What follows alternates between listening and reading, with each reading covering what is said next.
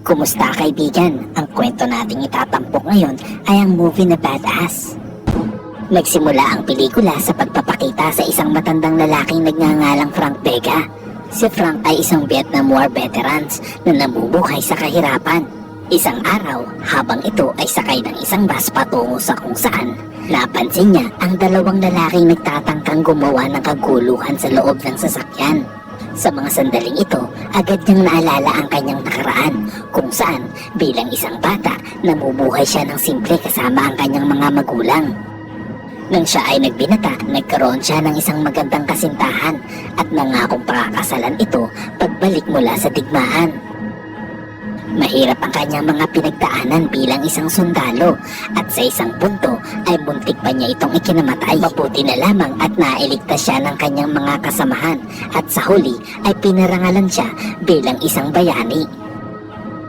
Ngunit sa kanyang pagbabalik, nais niyang tuparin ang kanyang pangako sa kanyang minamahal na nobya. Ngunit nalaman niya na ang kanyang kasintahan ay nagpakasal na sa ibang lalaki at nagkaroon ng 2 anak. Napakasakit naman nun, Kuya Eddie. Na heartbroken ang beshi mo. At upang makalimot sa sakit na nararamdaman ay nag-enroll si Frank sa Police Academy. Ngunit tinanggihan ito sa kabila ng kanyang background sa military. Sinubukan niya ring mag-apply sa iba't ibang klase ng trabaho, ngunit kulang ang kanyang tinapos, kaya bigo siyang makakuha ng maayos na trabaho. Dahil hindi siya makahanap ng mapapasukan, siya ay naghanap buhay sa pamamagitan ng pagbebenta ng hotdog. Sa simula ay maganda ang takbo ng kanyang negosyo, ngunit tumigil na lamang siya ng pagtitinda isang araw nang dumating ang mga modernong hotdog van at kinuha nito ang halos lahat ng kanyang mga customer. Pagkatapos dun ay nagpalipat-lipat na lamang siya ng lugar na matitirhan at mas piniling mamuhay ng mag-isa. Pumalik ang eksena sa kasalukuyan. Makikita ang 2 lalaki na nanggugulo sa loob ng sasakyan at sinubukan ng mga ito na saktan ang isang matandang nakaupo rito. Ngunit sa isang idlap, iniligtas ni Frank ang matanda at binugbog ang mga sanggano.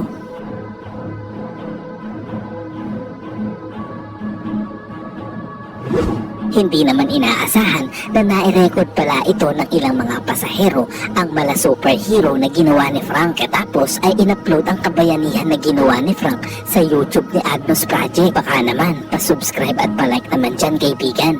Biglang sumikat si Frank matapos mag-viral ang kanyang kabayanihan. Dahil sa kanyang ginawa ay binigyan siya ng palayaw na badass at hinangaan siya ng lahat ng nakapaligid sa kanya.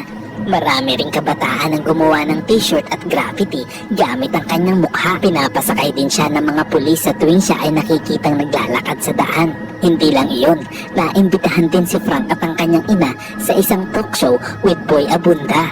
Ngunit ang ina ni Frank ay namatay pagkaraan ng 3 buwan. Iniwan nito kay Frank ang kanyang bahay at alagang aso. Samantala, ang kanyang matalik na kaibigan at kapwa Vietnam veteran na si Klondike Washington ay lumipat ng tirahan sa bahay ni Frank upang siya ay may makasama. Marami na silang pinagsamahan at matatag ang kanilang pagkakaibigan.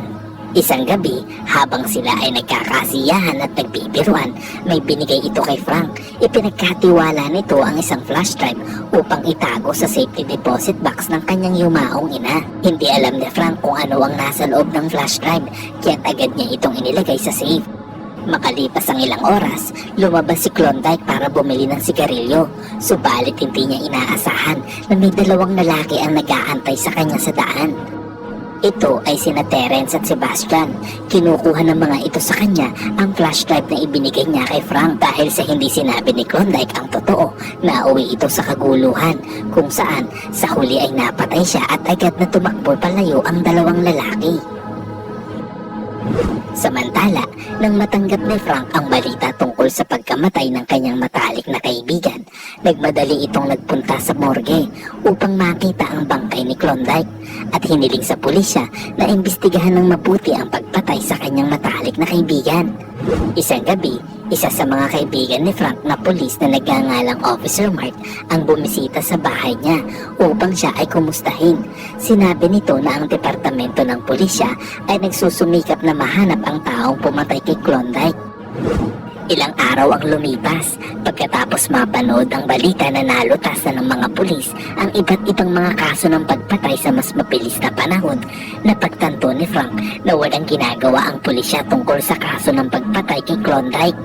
Nang araw na iyon ay nagpunta siya sa police station at pinalo up nito ang kaso ng kanyang kaibigan at sinabi naman sa kanya ng investigador na ginagawa nila ang lahat ng kanilang makakaya upang malutas ng mas mabilis ang kaso nito. Ngunit kabaligtaran ang kanyang nakita dahil ang mga ito ay nakukuha pang maglaro ng lato-lato, shooting sa oras ng trabaho. Dahil dito, napagpasyahan niya na siya na mismo ang lulutas sa misteryo ng pagkamatay ng kanyang kaibigan. Sinimulan ni Frank ang kanyang pag-iimbestiga sa eskinita kung saan binaril si Klondike. Nakita niya doon ang mga ginamit na basyo ng bala at isang lakit na may larawan ng isang babae.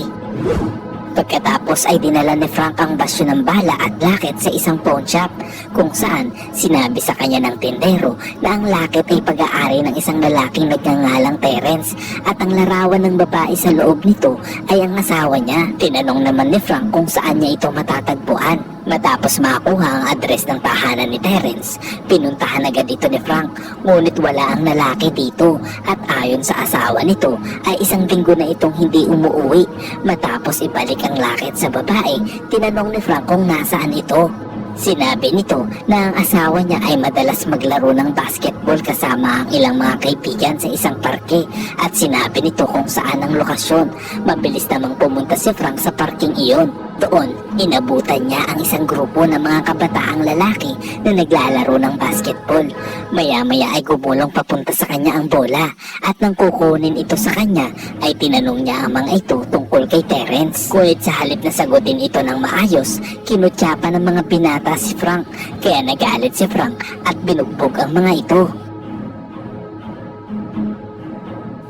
Sa huli, nalaman ni Frank na mga kaibigan pala ito ni Terence at sa wakas ay sinabi ng mga ito na hindi talaga nila alam kung nasa ang lugar si Terence. Sinabi din ng mga ito na hanapin nila ang isang lalaking nagngangalang Reynaldo na maaaring nakakaalam kung nasaan si Terence dahil malapit na magkaibigan ng dalawa. Ipas ang ilang sandali, pinuntahan ni Frank ang apartment ni Reynaldo at nakilala ang kasama nito sa kwarto. Sinabi nito na si Reynaldo ay nasa isang bar sa kabilang bayan. Nang makarating ito sa bar, binugbog ni Frank ang ilang lalaki sa bar na nagtangkang paalisin siya at sa wakas ay nahanap niya si Reynaldo. Binantaan niya itong papatayin kung hindi niya sasabihin ang kinaroroonan ni Terence. At sa huli ay nakakuha ng impormasyon si Frank na si Terence ay nakikipag-date sa isang babaeng nagngangalang Tanya.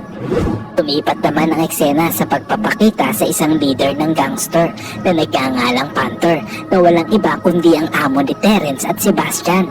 Nang mga sandaling iyon, seryosong kausap nito si Mayor Williams, isang tiwaling alkalde na pilit na pinapahanap sa kanya ang flash drive na ninakaw ni Klondike.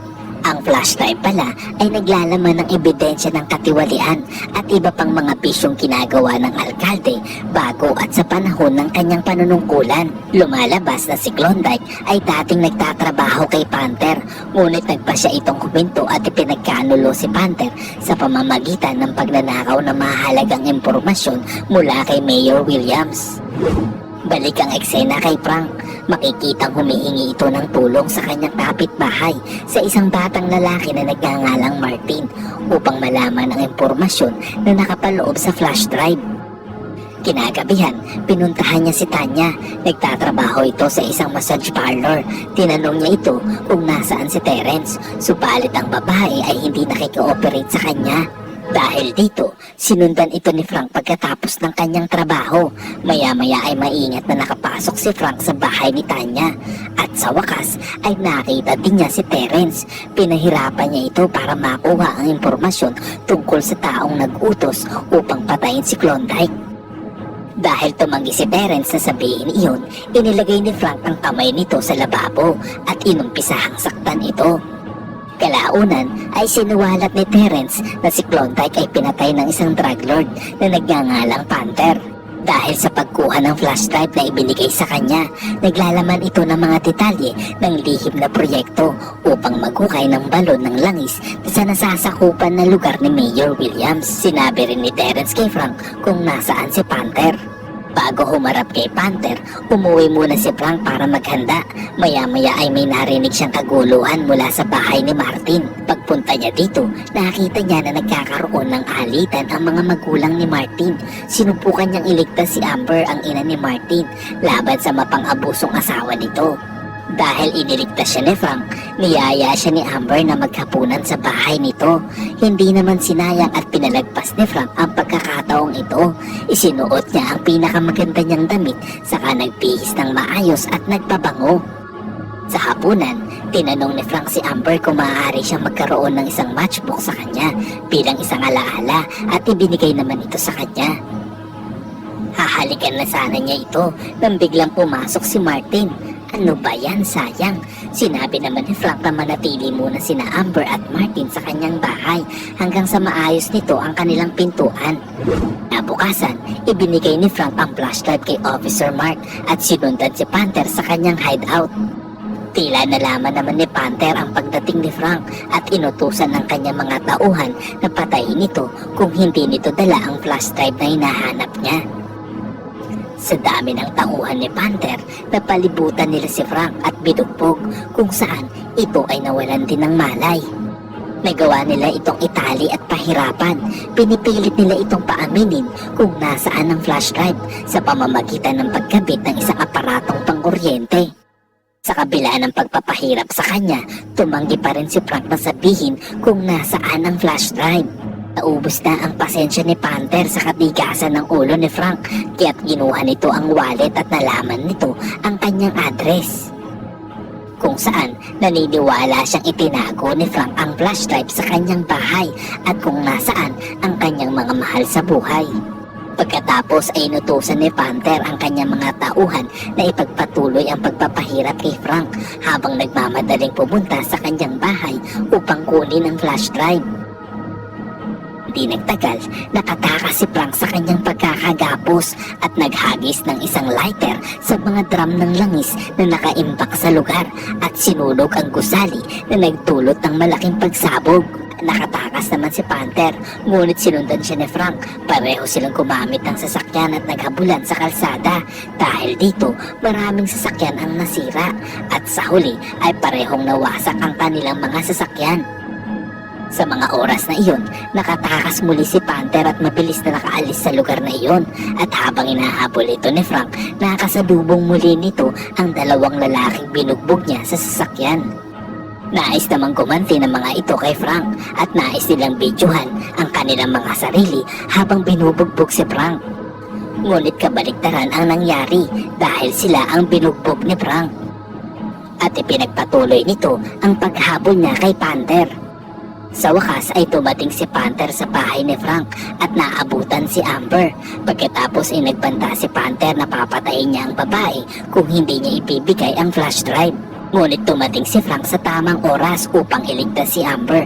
Ang dalawa ay nagpang-abot at muling nagbugbugan hanggang sa harapan ng kanyang bahay. At nang si Panther ay muling aatake kay Frank, si Amber ay tumalon sa kanyang likuran. Sinubukan itong tulungan si Frank na nagbigay kay Frank ng sapat na oras upang pumangon at talunin si Panther.